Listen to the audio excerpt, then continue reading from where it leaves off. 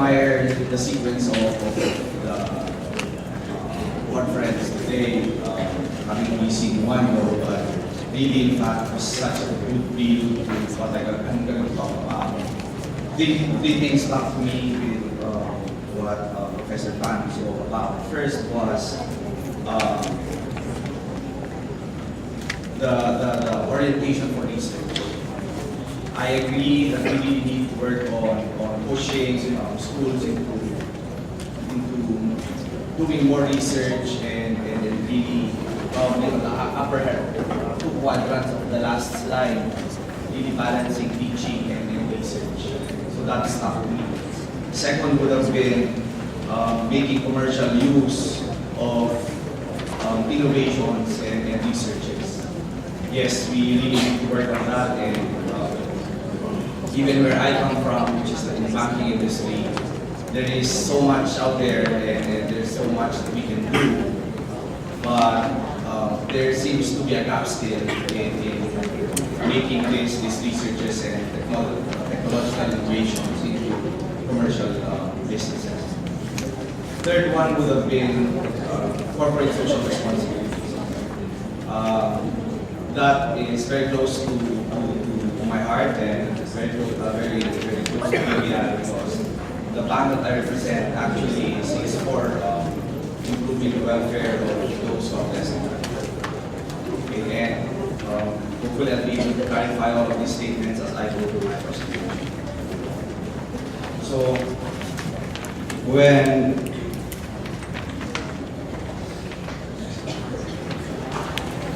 Dr.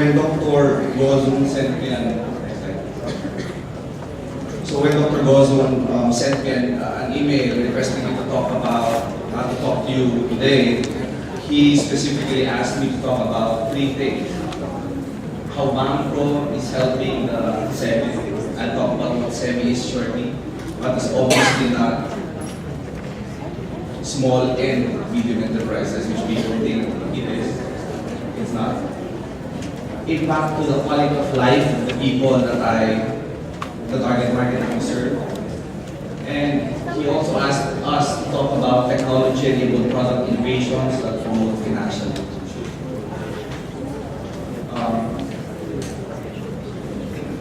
I hope to answer all of those in 5 segments. I first plan to talk about BPI Direct BanKo shortly, briefly, what financial inclusion is, and talk about the self-employed micro-entrepreneurs. And fourth, on the credit solutions that we provide. And lastly, on the savings and payment solutions that we provide. So let's go straight to who BanKo is. BanKo is a fully owned subsidiary of Bank of the Philippine Islands. It is the second savings bank of Bank of the Philippine Islands, the first being BPI Family Savings Bank. The main focus of this subsidiary is to provide financial solutions to the unbanked and underbanked to achieve financial inclusion. Two key words there would have been BanKo is a bank. It being a bank, we work on financial intermediation. So we bridge those who have and those who do not have, whether it be funds, technology, and solutions.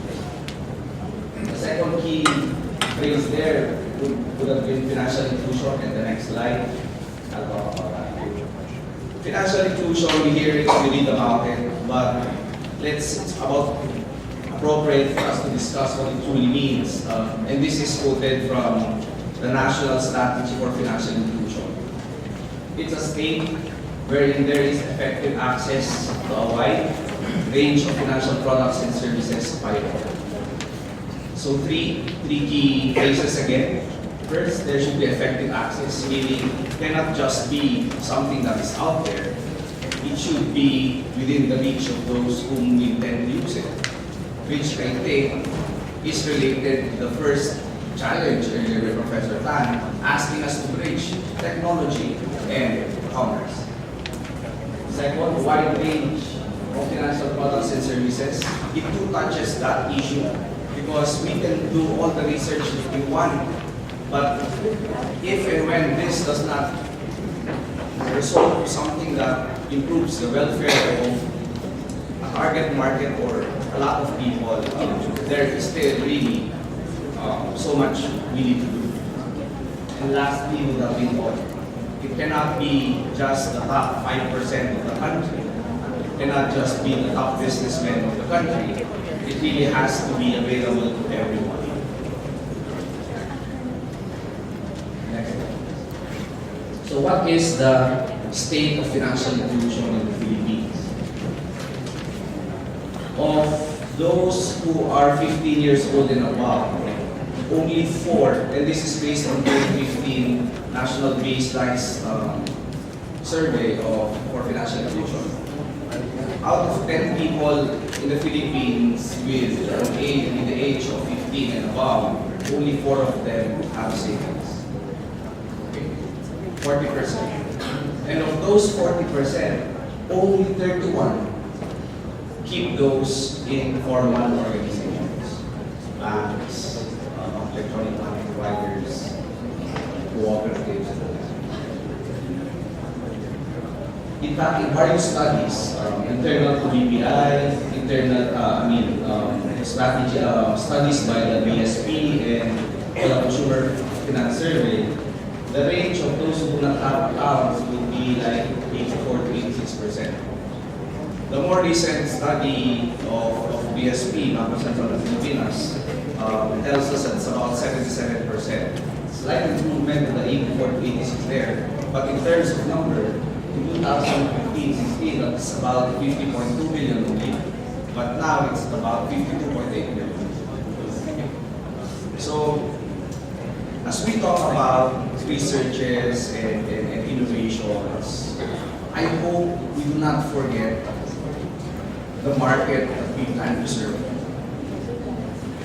In most businesses, and obviously you did a study on this, you do strategic decisions. So you go for those who can give, where you can play, where you choose where you can play. You first research on what the needs are. You choose on where you play. You choose on how to win in that market, and then do that review all over again. And as you do this, we sometimes focus on what brings us most revenue, rather than what percentage of the population we have. And at least for BPI and its subsidiary BanKo, the bigger decision when we chose to play in this space is because it enables us to help in a big way. So, based on the recent study, it's 52.8 million Filipinos without accounts. And what transactions do these people do with their accounts, and which they hope they can do? Payments, borrow money, and of course save.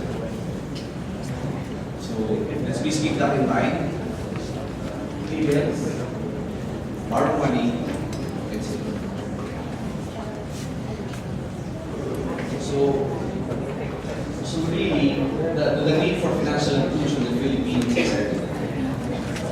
2 years has passed since the initial numbers and initial survey has been made, and really very little improvement in the percentages. In fact, the real number even increased.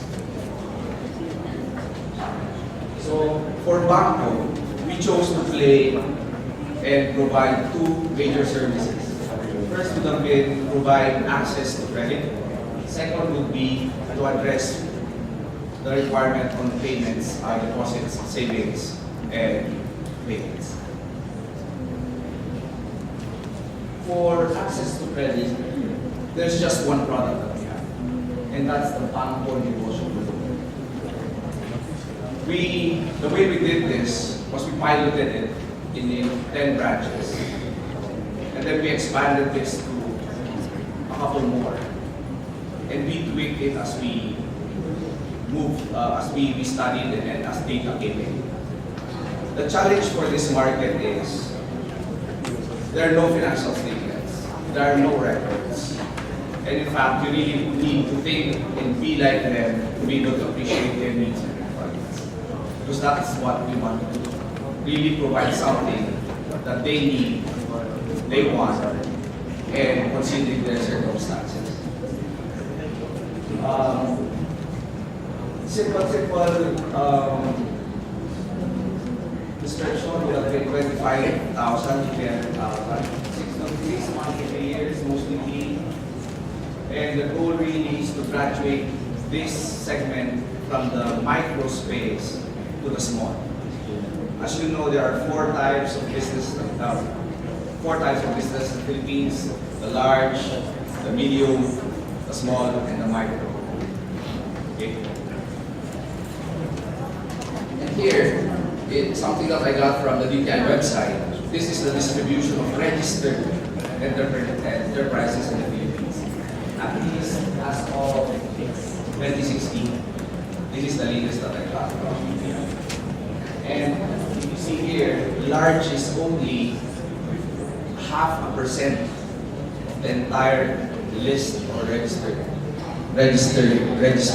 businesses in the Philippines. Only less than 0.5%. Okay? And in fact, of the remaining, only half also belongs to medium. And about 10% belongs to small. Really, even among the registered, only the registered businesses in the Philippines, 90% are micro.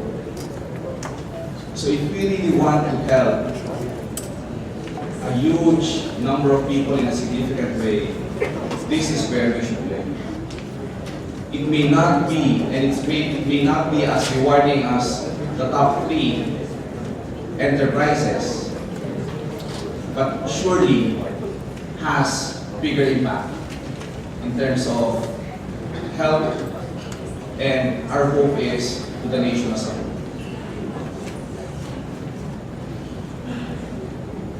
So of these micro entrepreneurs, we feel that most of these are self-employed micro entrepreneurs. So who do we figure as self-employed micro entrepreneurs? These are business owners with less than 10 employees. Okay? Strong entrepreneurial spirit, knows a little about credit and borrowing. And in fact, right now, these guys have very limited access to credit. And as we all know, the easiest way and easiest access for them would have been the state debt.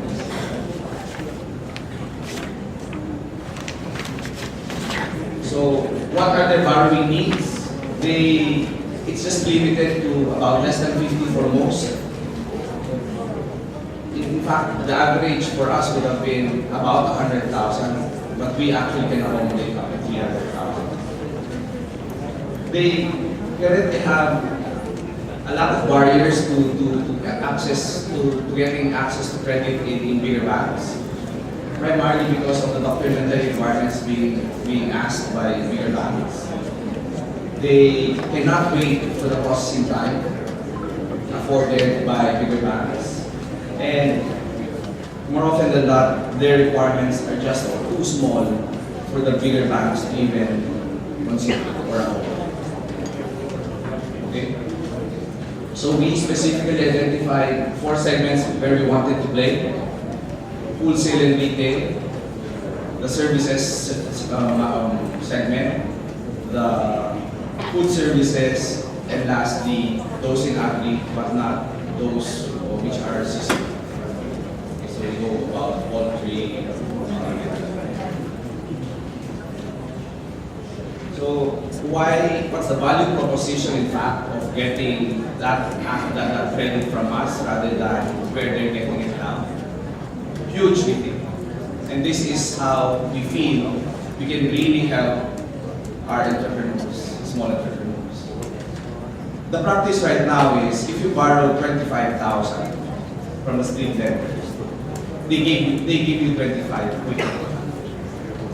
But you need to pay these lenders 500 pesos every day for 60 days. And that brings that amount to 30.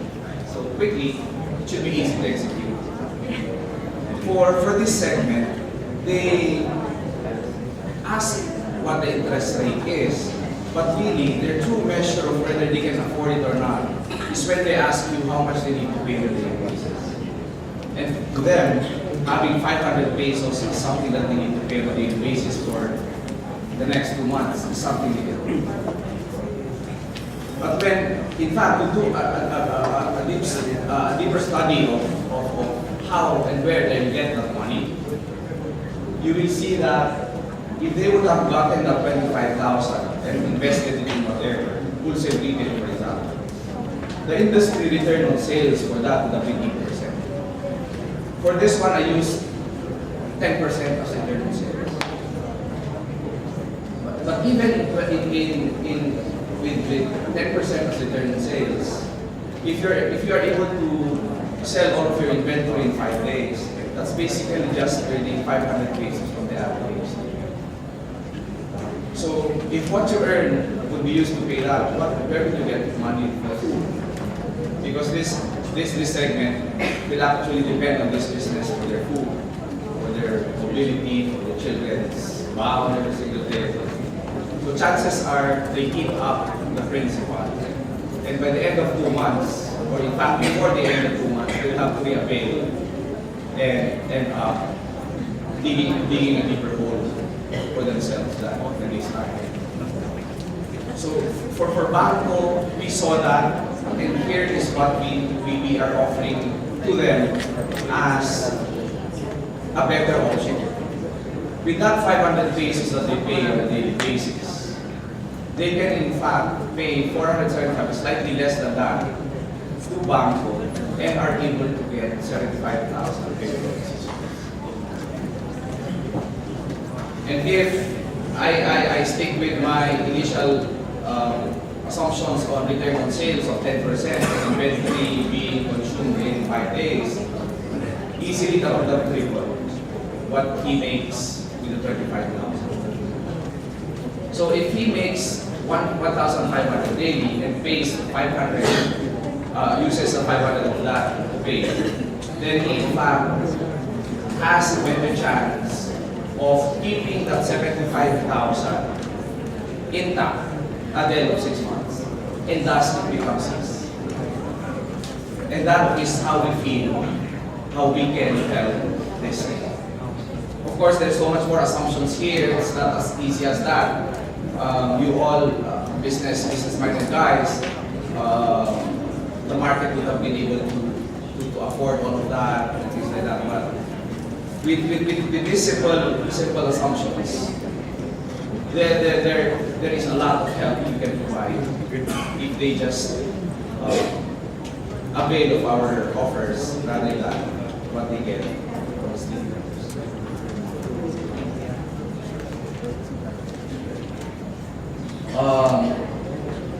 We earlier spoke about technological innovations, and really when we hear and we go to forums talking about technology, they feel that it can now threaten the brick and mortar branch setup of banks.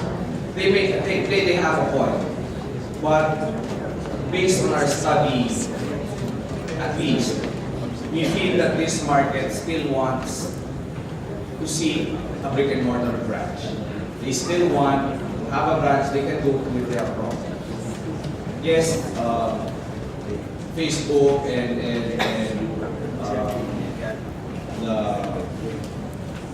the more advanced phones are available to everyone, but for this market we feel they still want that branch and they still want somebody to talk.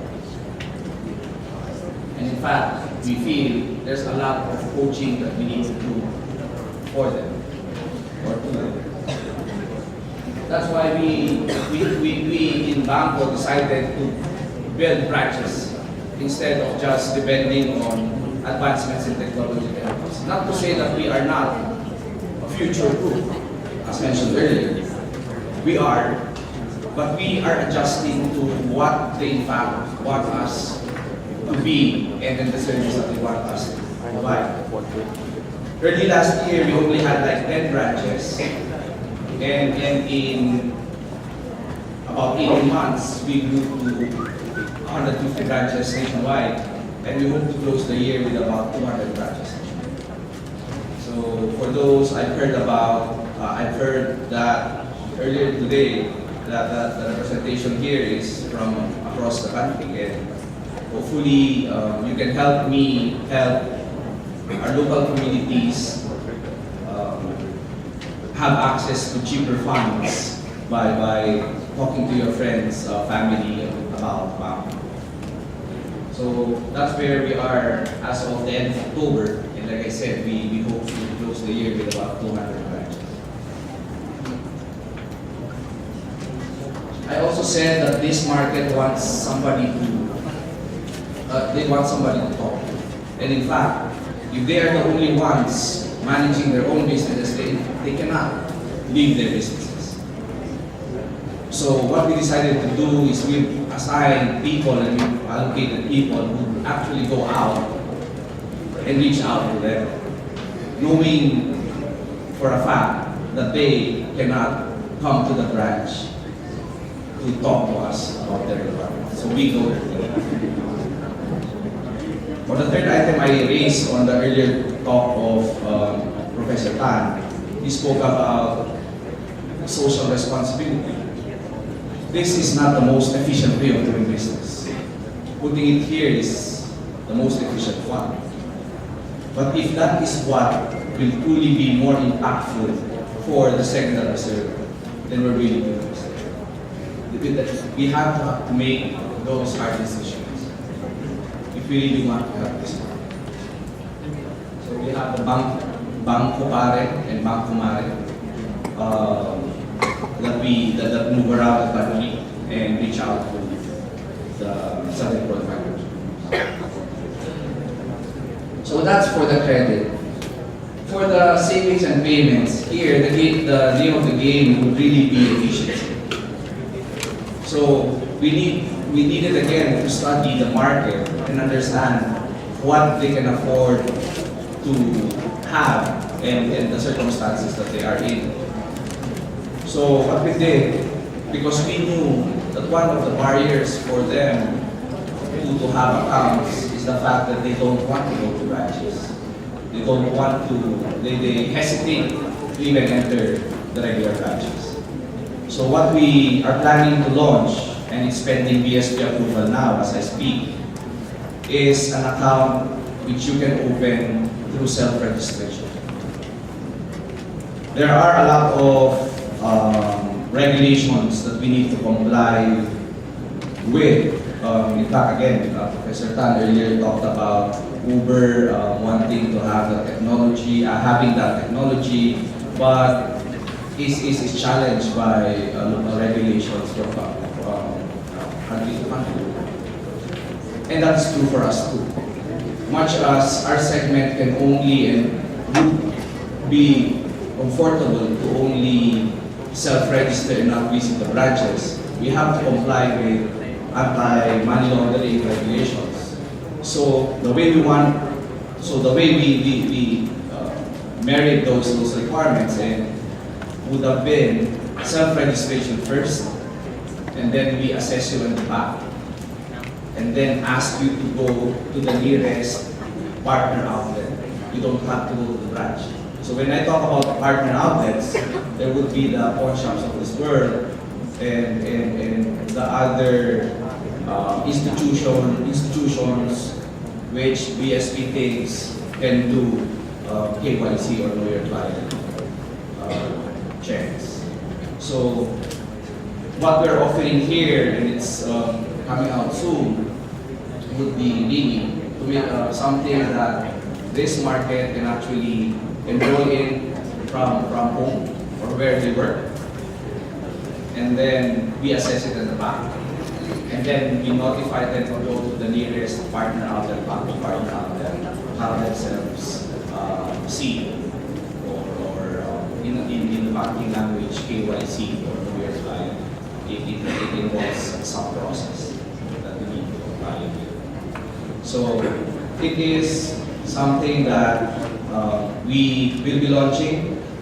And in fact, we were only able to do this because of the new circulars that the BSP has promulgated and thus allowed us to do all of these things. First, they created this basic deposit account. So for us, for some of us who would like to research on that, that's circular 992. Cash agent networks, which allowed us to partner with non-banks to do some of the functions of banks. That's the cash agent framework and deposit and cash servicing outside premises circular. And what in fact would impact most of us would be the national retail payment system, where in fact we can send money across banks quickly over the next few weeks. Okay. So we really, what I would like to drive here is to make yourselves relevant, to make any business relevant to the market that you serve.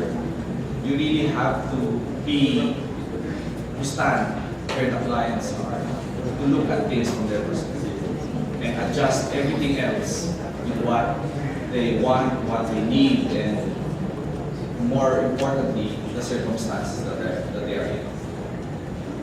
There are discussions on how initially they were buying their raw materials in kilos, and after the loan were buying their supplies in sacks. One would say that initially they were just renting vehicles to ferry their goods from one place to the other. The assistance that we provide them allow them to purchase a van for them to move their goods around. Another will be talking about a bakery which started with barely one branch, and then after availing our products and services was now able to grow to as many as 5 branches. So there are also articles, and if you just Google articles about SEME and BanKo, you would see a lot of articles in the past year and early this year about the impact of the services that we provide to the segment of this. It gives us, that alone gives us joy, because we think that the approach that we took to develop the products and services, wherein we started with really a deep dive on who the market that we want to serve is, and what they need and what they want us to provide. By studying all of that first and then developing everything else around those facts before you create something that may be a technological innovation or what have you, is really something that they can access, that is useful to them, and hopefully will be able to improve their lives. So quickly, 2 last slides. Just a refresher. Next slide, please.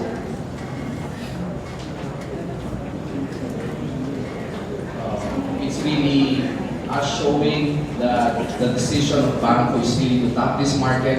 We also made sure that we did not step on the market that is currently served by bigger banks, and for our organization, both BPI and Family Savings Bank.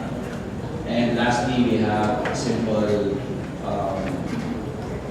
way of remembering the services that we do. So BanKo is really banking made easy, accessible, no frills, really what they just what they want, and knowledge of community being the driver, and services offered should be tailored.